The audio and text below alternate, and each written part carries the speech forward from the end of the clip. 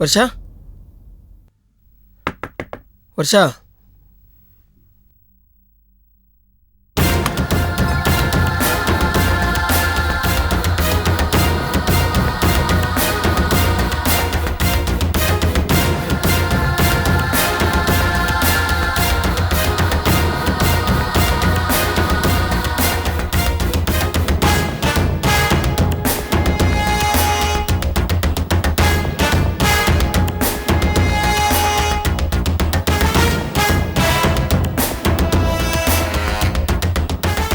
Varsha Varsha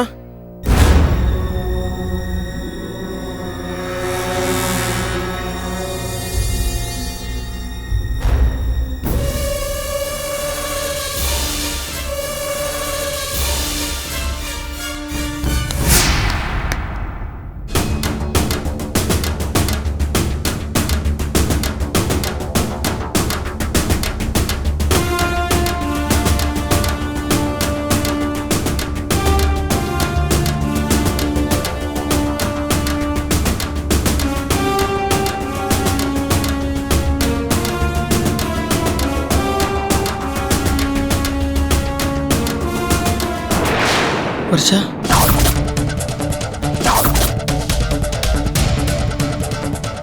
Varsha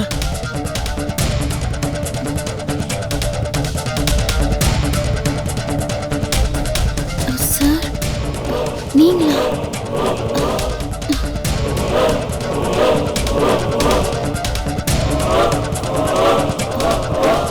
sir நீங்க வர்ஷா நான் வெளியில் கூப்பிட்டேன், அதான் உள்ள.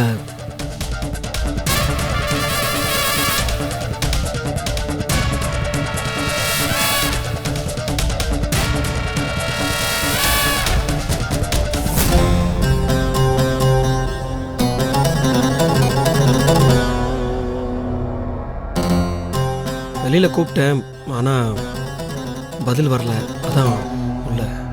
திடீர்னு உங்களை பார்த்ததும் நான் பயந்துட்டேன்.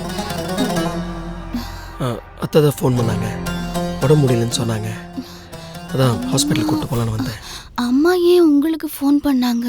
அவங்க இப்படிதான் சார், எனக்கு ஏதாவதுன்னா பயந்துருவாங்க. சரி, நான் வெளியில் வெயிட் பண்ணுறேன். சார் இல்லை, வெளியே வெயிட் பண்ணுறேன்.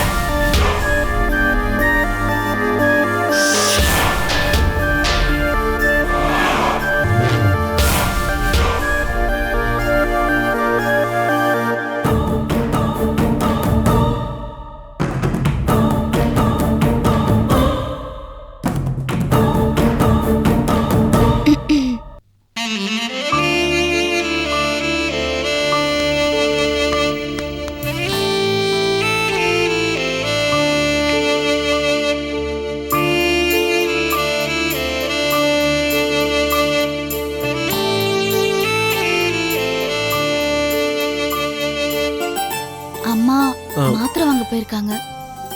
நீங்க வெயிட் பண்ணுங்க, நான் டீ போடுறேன். இல்ல, உங்களுக்கு எதுக்கு சிரமம், நான் கிளம்புறேன். சார், எனக்கு உடம்பு முடியலன்னு அம்மா சொன்னதும் என்னை பார்க்கறதுக்காக இவ்வளவு தூரம் வந்திருக்கீங்க. உங்களுக்கு டீ போட்டு கொடுத்தா நான் ஒன்றும் குறைஞ்சு போயிட மாட்டேன். இல்ல, உங்களுக்கு எதுக்கு சிரமம், அம்மா வந்து டீ போடட்டும், நீங்க போய் ரெஸ்ட் எடுங்க. அம்மா வர வரைக்கும் வெயிட் பண்ண முடியாது, நீங்க இருங்க, நான் வரேன்.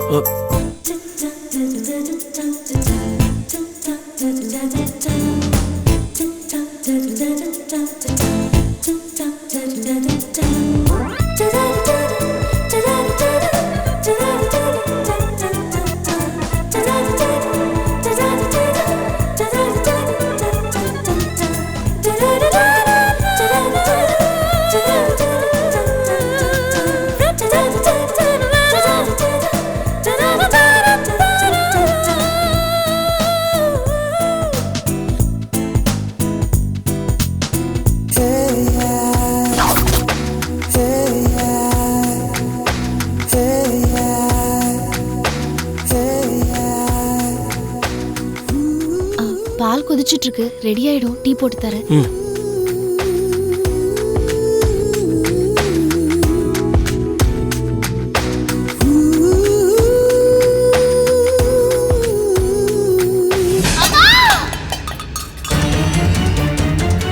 வர்ஷா, வர்ஷா,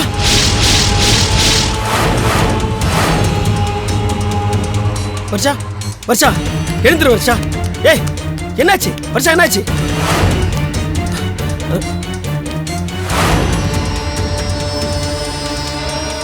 எழுந்துரு வர்ஷா, எழுந்துரு.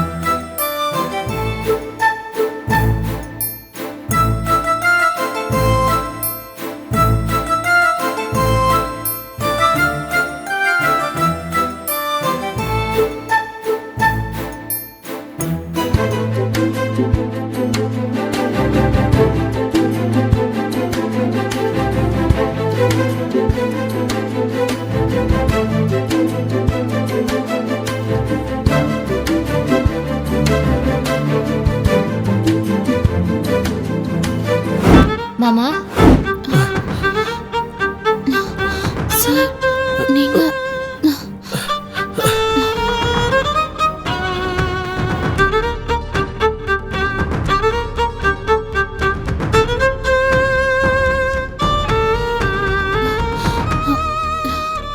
சார்,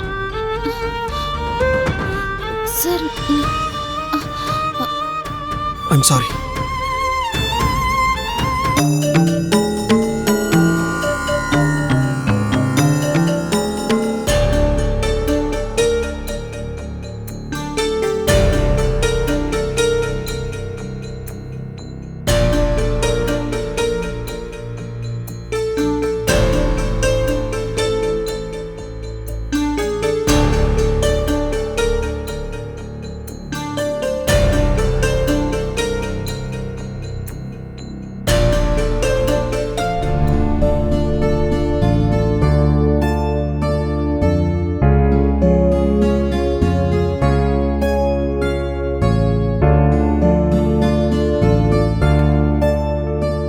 வாங்க தம்பி, எப்ப வந்தீங்க? இப்பதான். ஓ, மருந்து வாங்குறதுக்காக பக்கத்துல இருந்த மெடிக்கலுக்கு போயிருந்தேன். வர்ஷா உள்ளதான் படுத்திருக்கா. கூப்பிட்டுங்களா? வர்ஷா, வர்ஷா, தம்பி வந்திருக்காரு பாருமா. என்ன தம்பி எந்திரிச்சிட்டீங்க? இல்ல, ஹாஸ்பிடல் கூட்டு போகணும்னு சொன்னீங்களே.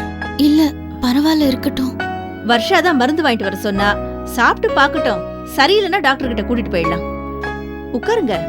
உட்காருங்க சார். தம்பி இருங்க, டீ சாப்பிட்டு போலாம். பால் வச்சிருக்க, எடுத்துட்டு வரேன். நான் கிளம்புறேன், டைம் ஆச்சு. உடம்பு பார்த்துக்க, பத்திரம். வரமா?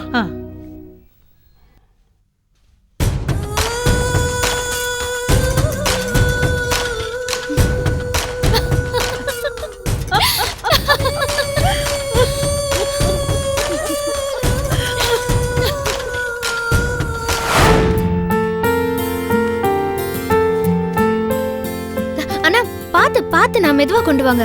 இங்க வைங்க, மெதுவா வைங்க. மெதுவானா பாத்து வைங்க.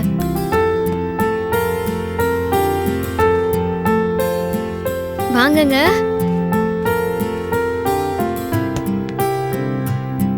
மேடம் எல்லாம் இறக்கியாச்சு. வண்டி வாடகை, ஆள் கூலி எல்லாம் சேர்த்து 1200 ரூபா மேடம். எங்க சம்பளம் வாங்கிட்டீங்களா? வாங்கிட்டேன். ஒரு 2000 கொடுங்களேன். கொடுங்க.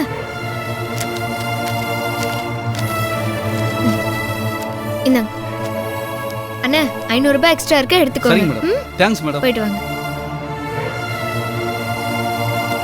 ஏய், என் சம்பளமே 6000 ரூபாய் தான். அதுல 2000 ரூபாய் தூக்கி அவங்களுக்கு கொடுத்துட்ட. பிரியா, இதுல என்னது இது?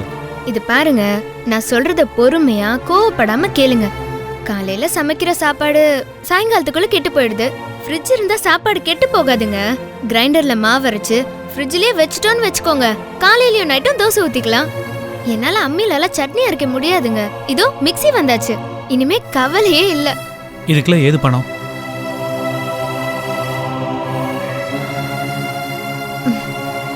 இல்லங்க, என் சம்பளம் வாங்கிட்டேங்க. என்ன 30,000 செலவு பண்ணிட்ட? இல்லங்க, முதல்ல அட்வான்ஸ் கொடுத்து இன்ஸ்டால்மெண்ட்ல தான் வாங்கியிருக்கேன். பேங்க் அக்கவுண்ட்ல இருந்து மாசம் மாசம் 5,000 ரூபாய் எடுத்துப்பாங்க.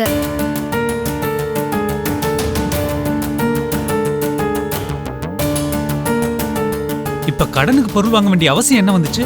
இங்க பாருங்க, வீடுன்னா இதெல்லாம் இருக்கணுங்க. இதெல்லாம் ஆடம்பரம் இல்லைங்க, அத்தியாவசியமான பொருட்கள். என் பிரியா, இத்தனை நாள் இதெல்லாம் இல்லாம தானே இருந்திருக்கோம். இதோ பக்கத்து வீட்டுக்காரவங்க இன்னும் அம்மிக்கல்ல தான் சட்னி அரைக்கிறாங்க, ஆட்டுக்கல்ல தான் மாவு அரைக்கிறாங்க. இது பாருங்க, அவங்களும் நானும் ஒண்ணாங்க. நான் ஐடி கம்பெனில வேலை பார்க்கறேன். ஆனா உன் புருஷன் சாதாரண மெக்கானிக்கா தான் வேலை பார்க்கறான். இது பாருங்க, புருஷன் பொண்டாட்டி 2 பேரும் வேலைக்கு போற வீட்ல இதெல்லாம் இருக்கணுங்க.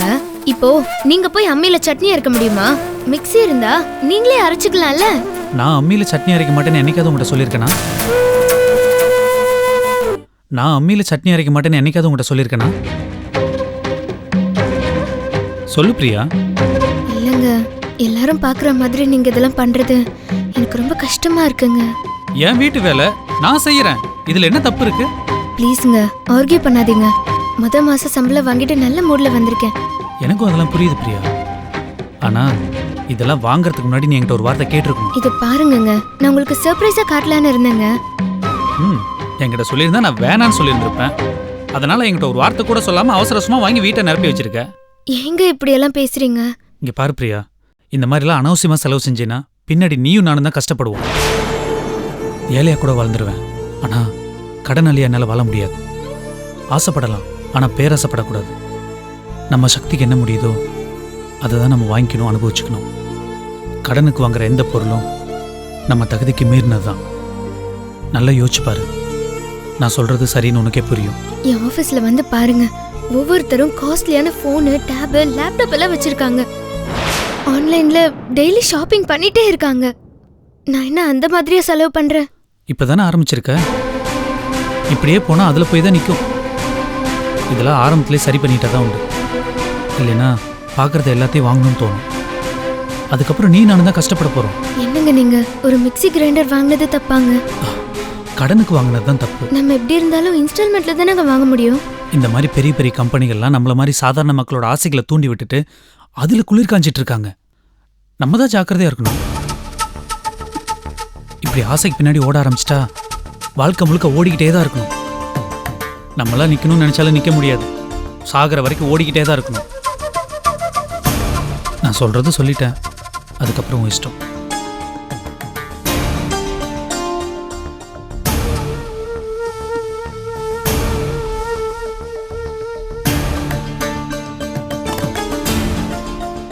இங்க பாரு பிரியா, நல்லா யோசிச்சு பாரு. நீ வாங்கிட்டு வந்த பொருள்லாம் நம்ம வீட்டில் வைக்கிறது கூட இடம் இல்லை. விரலுக்கேற்ற வீக்க இருக்கணும் பிரியா. ஒரு விஷயம் சொல்ல மறந்துட்டேங்க. என்ன? நீங்க வீடு மாத்த வேண்டாம்னு சொல்லிட்டீங்க, ஆனா இதெல்லாம் வைக்கிறதுக்கு நம்ம வீட்ல இடமே இல்லைங்க. சரி, அதுக்கு இங்க பக்கத்து போர்ஷன் காலி ஆயிடுச்சுங்க. இதோ கதவு திறந்த அந்த போர்ஷன் தான். நான் ஹவுஸ் ஓனர் கிட்ட கூட பேசிட்டேன், அந்த போர்ஷனை கூட யூஸ் பண்ணிக்க சொல்லிட்டாங்க. மாச வாடகையில ஒரு 2,000 ரூபாய் எக்ஸ்ட்ரா கொடுத்தா போதுங்க. என்ன கேட்காம நீயே முடிவெடுக்க ஆரம்பிச்சிட்டில்ல? இல்லங்க, கொஞ்ச நேரத்துக்கு முன்னாடி தான் ஹவுஸ் ஓனர் கிட்ட பேசினேன். உங்ககிட்ட கேட்டுட்டு தான் சொல்வேன்னு சொல்லியிருக்கேன். சும்மா சமாளிக்காத பிரியா. வீடு மாத்த வேணான்னு நான் சொன்னேன், ஆனா இப்போ ஒரு போர்ஷனே வாடகைக்கு எடுத்து நீ நினைச்சதை சாதிச்சிட்ட. அப்படின்னா நான் சொன்னதுக்கு இந்த வீட்டில் மரியாதை என்ன இருக்கு? ஏங்க,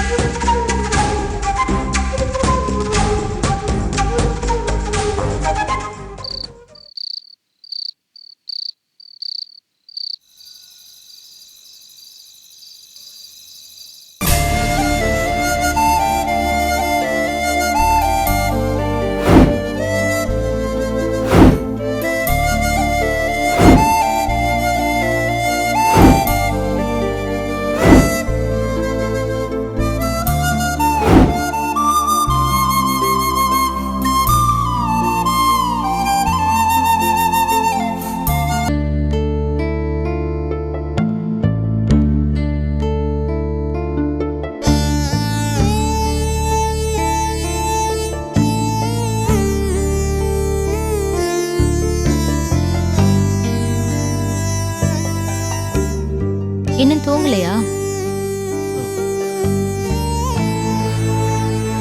மாத்திரை போட்டியா? போட்டேங்க.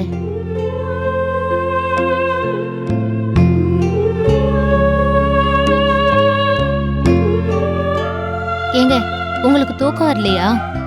என்னமோ தெரியல, தூக்கமே வர மாட்டேங்குது.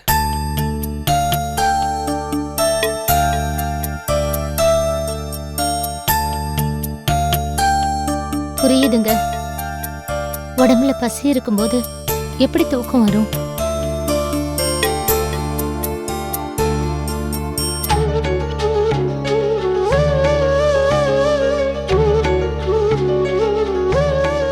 பொண்டாட்டியோட கடமை புருஷனுக்கு சோறு போடுறதோட முடிஞ்சு போறதில்ல, அதுக்கு மேலேயே இருக்கு.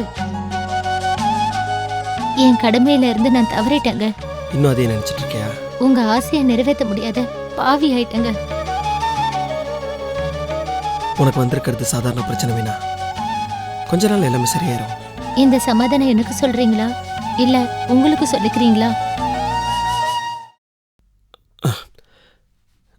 நான் சந்தோஷமா தான் இருக்கேன், என்ன நம்பு. இப்படி சொல்றது உங்க பெருந்தன்மையா இருக்கலாம், ஆனா நான் ஒரு குற்றவாளியா உங்க முன்னாடி நிக்கிறேன். எனக்கு தூக்கம் வருது, நீயும் தூக்கு. ஏங்க, என்ன சொல்லு. என்ன வெறுத்துற மாட்டீங்கல்ல? என்ன மீனா பேசுற? இல்லைங்க, பொண்டாட்டி நல்லபடியா இருக்கும்போதே சில ஆம்பளைங்க தப்பு பண்றாங்க. நான் வேற இப்படி இருக்கேன். நீங்களும் அந்த மாதிரி ஏதாவது தப்பா?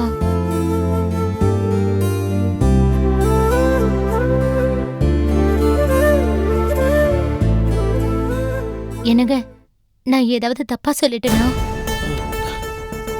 என்ன சொன்ன? எனக்கு துரோகம் பண்ணிட மாட்டீங்களே? ப்ளீஸ் மீனா, காலைல பேசலாம், எனக்கு தூக்கம் வருது. என்னங்க, இப்பதான் தூக்கம் வரலன்னு சொன்னீங்க, இப்போ வருது.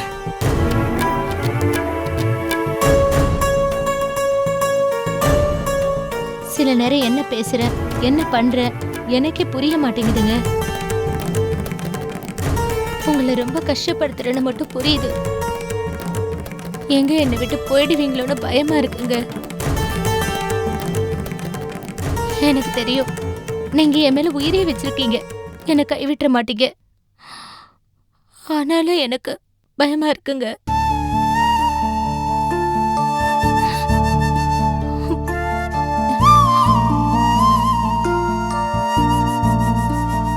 உங்களுக்கு இவ்வளவு பெரிய தண்டனையை கொடுத்திருக்க கூடாது. தயவு செஞ்சு என்ன மன்னிச்சிருங்க. நான் மாத்திரையில இப்ப ஒழுங்கா சாப்பிடுறேங்க. டாக்டர் சொன்ன மாதிரி நான் சீக்கிரமாவே குணமாயிடுவேன். அப்புறம் நம்ம 2 பேரும் சந்தோஷமா இருக்கலாம்.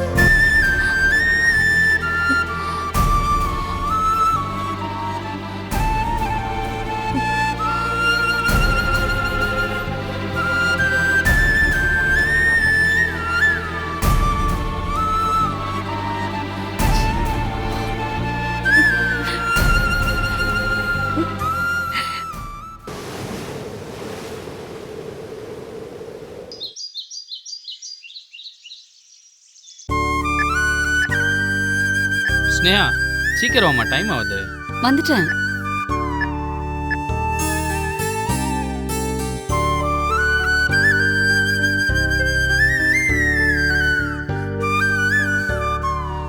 அம்மா, இத்தனை வருஷமா அப்பாவை ஒதுக்கி வச்சிட்டேன். அவர் துரோகம் பண்ணிட்டாருன்னு நினைச்சிட்டேன். ஆனா அவர் எந்த தப்பும் பண்ணாத நல்லவருன்னு நீதாம்மா எனக்கு புரிய வச்ச. உன்னோட சாவுக்கு காரணமா இருந்த அந்த முத்துலட்சுமியால தான் இப்ப அப்பா உயிருக்கு ஆபத்து வந்திருக்கு. அப்பாவால உன்னை காப்பாற்ற முடியாம போயிடுச்சு. ஆனா நான் அப்பாவை இழக்க மாட்டேன். என் உயிரை கொடுத்தாவது அவரை காப்பாத்துவேன். இதுக்கு உன்னோட ஆசீர்வாதம் வேணுமா? என் ஆசீர்வாதம் பண்ணுமா?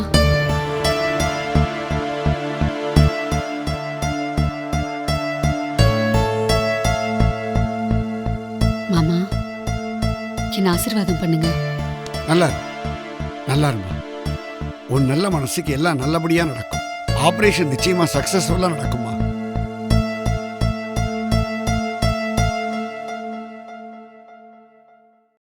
அத்தை, என்ன ஆசீர்வாதம் பண்ணுங்க. நல்லா இரு. ஆபரேஷன் நல்லபடியா முடிஞ்சு நீ எந்த குறையும் இல்லாம திரும்ப வரணும்மா. என்னடி சொல்ற? கிளம்புற நேரத்துல எதுக்கு அடற?